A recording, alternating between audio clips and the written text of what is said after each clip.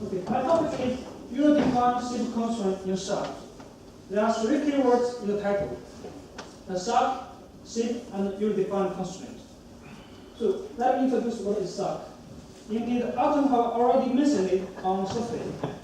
SAC is an abbreviation of single assignment C. It's a functional reprogramming language which supports SIP generic programming. For example, the function may accept argument array with statically unknown size in a statically unknown dimensions. SAC is suited for computation-intensive application areas, such as image processing or signal processing. And another feature is SAC is it has a C-like syntax. It can facilitate the adaptation of SAC for the programmer who has an imperative programming background. So the second term is SIP. The multi-dimensional array in SAC can be represented by three parts: the rank information, the SIP vector, and the data vector. So let's see this example. It's a three-dimensional array. So it has its rank information is 3, and it has a SIP vector 2 by 2 and by 3. So you may notice that the rank equal with the length of SIP vector, and the product of elements of SIP vector equal with the length of data vector. The interesting part in this figure is scale value. In SAC, scale value are considered array as y. So in this case, we use another SIP vector to make it a zero-dimensional array, and it has data from just itself for 2. So all this information, all this they have the statically known size and the SIP information. We can also define some array whose size is dynamic. So we use our type RC. There are 3 levels. The top level is AUD class. Its data and SIP information are all dynamic. And the second level is AKT class. We statically know its rank information, but for SIP, we have no idea. For AKS class, both its rank and SIP information are statically known. So, how can we use of this type of hierarchy? Let's have a look at a small example. We take a matrix multiplication as an example to show how to define function with our type of hierarchy. The first example is AKI definition. The function multiple take 2 matrices here as parameter and return another 2-dimensional array. Here in the function body, we first transpose B and generate a new array and assign it to BT, which is used later in this construct. The line 4, 5, 6 is a special construct in SAC. We call it with loop. It is a deep parallel array comprehension, and we keywords with a general array to create a new array whose shape is 3 by 6 and set the value 0 by default. So for each index in this range, we use this expression to specify its value. Here is a element-wise vector multiplication. We multiply the ith row of A by the gth row of BT, which is gth column of B. And then we use the sum function to get this total value. But this code is too concrete. Only works for one pair of C. So we want to generalize this. We use our AKD function definition here. You may use that we use the dot, comma dot to represent a 2-dimensional array, but leave each dimension open. Because we have no idea about the SIP, now we use another building function in SIP function to get its SIP, and then select its element to get the dedicated axis here. So now use A1 and A0 and B1 to get 2 dedicated axes, and then we use it later in the with loop and limit. So there is an implicit constraint here. So we know that from metric multiplication, the second axis of the first parameter should be equal to the first axis of the second parameter. Yeah, for AKS concatenation, it seems that it reveals the well-known constraint. By the way, it does so just for the concrete argument C, but not for general constraints. What can we do now? If we apply wrong mismatched parameter here, to put here. So what can we do now? Okay, problem we want to add conditional statement here. If what? We just describe constraints around function application. But in this case, the program have to add determinate code for each function application. That is not a good problem step. So we can have to find another way. Okay, we put the conditional code into the apply function.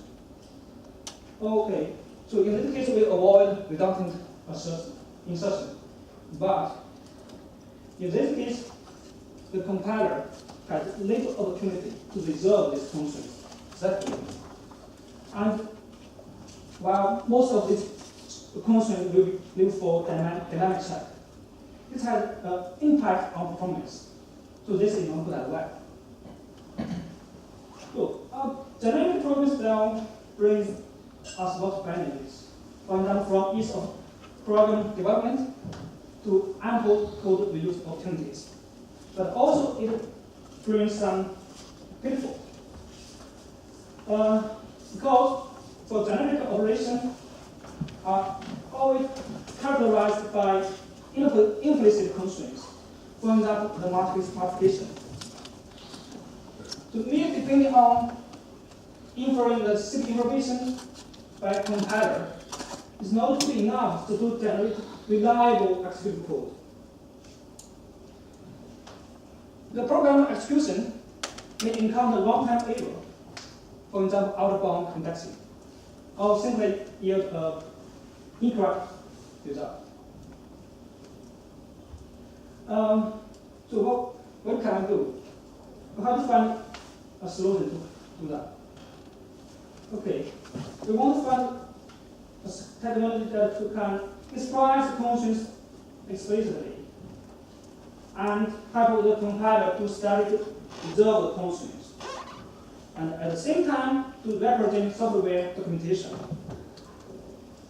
So we propose a technology named user-defined constraints, which consists of two parts: precondition and postcondition. The precondition only expresses constraints on parity. We use one expression here to do that. For postcondition, because some program may want to express the constraints on between values. We are limited on two situations, or just between value and the value, or between value between the value and the parameters. So let's show some example here.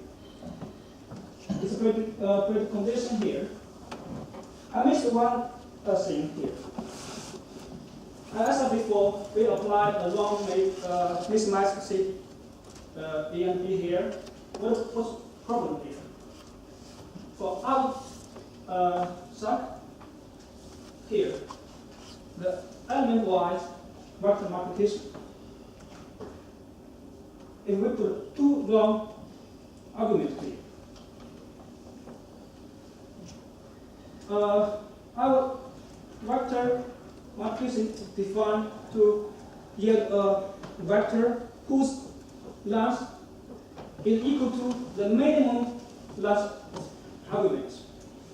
In that case, we avoid out-bound indexing, but we do this out of mathematical functionality, out of mathematical multiplication. Now we add a when recursion here to specify that the second axis of parameter A have to be equal the first axis of parameter B. So we can do that now with a constant on dedicated axis. Okay, let's say another example. This is a bit tricky. Here, to represent all kinds of arrays. And we want to do some commutation. First, we just array summation to get another array.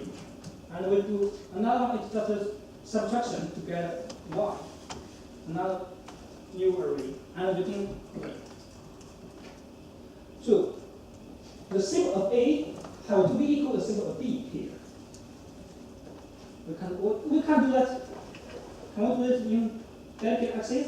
No, we have no information about it. Okay, we overloaded equal here. With like equal to verify the equality of vector. So, how about the xy? Right. Xy must have the same thing, right? How can we apply that? We have to infer the return value. But in practice, we want to do this without precise the full completely from definition. We just want to do that in from definition here. Therefore, we intend our syntax to name this return value here. And in this case, we cannot use this. We do not do it, use a certain expression here that to express the constraints, the equal set of two return values. Okay, let's return back to our matrix multiplication. Well, there is another constant here. The return value. The return value, the first axis of the return value here is equal to the first axis of A, and the second return value axis of the return value should be equal to the second axis of parameter B. So this is a constraint between parameters and return values. Okay, we have a third expression to that, and add the identifier to name the return value, and specify its shape like this. Okay, looks ugly, right? So we can do something to add a conflicting pseudo. This is still an example of matrix multiplication, and here we use identifier instead of dot. Okay, we use now we bind the identifier to the extent of the axis, and then we use multiplication much more visible. And we have to go one third deeper, like this. We use the same identifier here y and y to express the equality of the state relation. Okay. So before we use the defined constraint, we have to do the code transformation. As I said before, the equal here is overloaded. In this case, the dim function will just get the drug information of A, so it's scalar value. We use our building function to start equal as xi to do that. And for equal of C, because C is a vector, so we have to shoot another one, equal vector to vector here to that. However, this function is not do not compare the length of the array, so maybe in constant error here. Therefore, we have to add another constant here to check whether they have the same rank. And this one is implicit constraints introduced by predefined constraints. For dedicated axis, this bit more complicated because we have to make sure that the element selection here is valid. We have to add two implicit constraints and y. Okay, after code transformation, Now we want to wrap the unit-defined function into our program. There are two main problems: where to wrap it and how to wrap it. Let's see where to wrap it. Here, an example.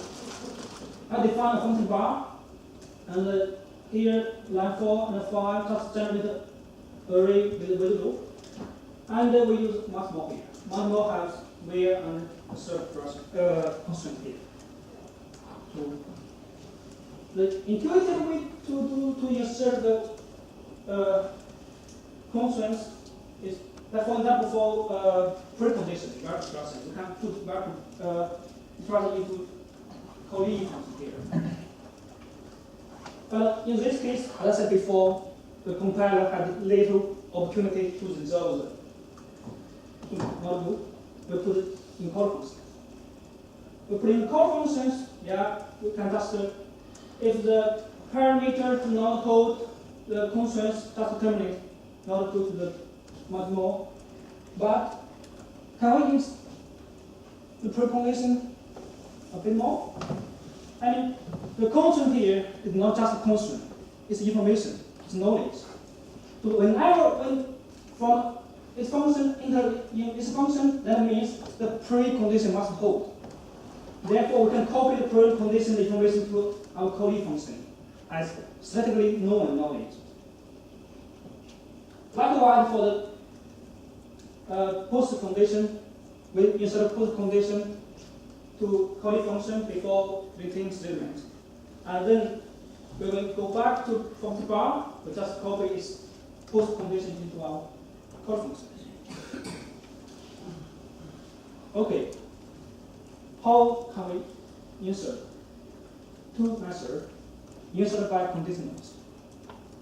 Or insert by let me introduce the insert by condition first.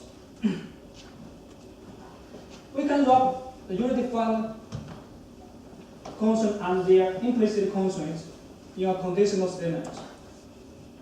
For example, for precondition, using conditional statement, Colleen function will not be evaluated, only if the parameter satisfies the constraints. However, in this case, the result of constraints is only available in the scope of a conditional. The optimization and the partial evaluation cannot exploit the additional knowledge, so it's not good enough. We adopt explicit evidence.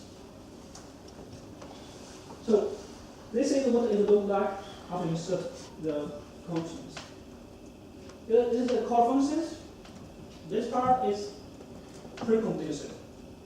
Here we use guard function here to check whether its value, its argument is true or not. If it's true, we go deeper to further evaluation. Otherwise, it terminates and we call it error message.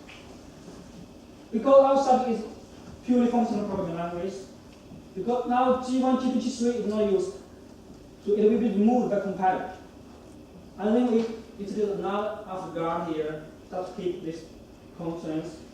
And the result of this function is the first argument. Here we assume that it will be used later. So now we go to the bottom block. Precondition here. We use the guard hold instead of guard. That means guard hold means its argument is always be true. And after condition, we use post condition. And then post condition become guard hold always here. So if the constraints can be resolved at a compile time, the guard function may be removed partially by partial evaluation, but a guard hold will stay and a conditional removed after the partial evaluation. For the constraints that cannot be resolved at the compile time, dynamic check will be required. So, with our unit-defined constraints, we can generate a more reliable executable code.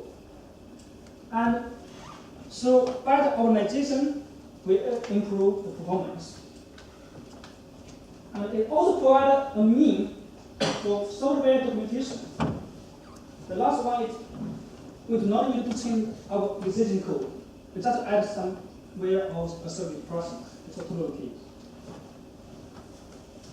So we have to investigate how compiler can resolve the user-defined constraints safely and effectively by using our partial evaluation or just listing it. And we have to investigate whether this technology brings the property for our type system and make our type system close to the strongly type system depending on the based on beginning type. Okay, thank you for attention.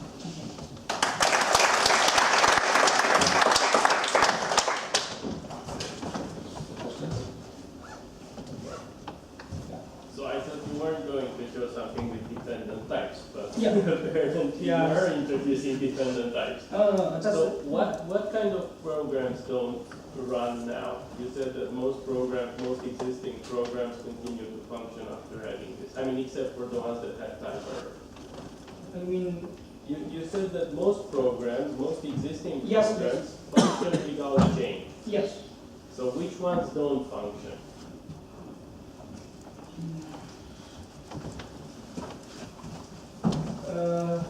Let's for example for this one. Because except the line 2, this is existing function in our sub looks like this. So we do not need to do anything. We just add where or circuit. We don't need to change anything. Just add this to expression. It's okay. Okay.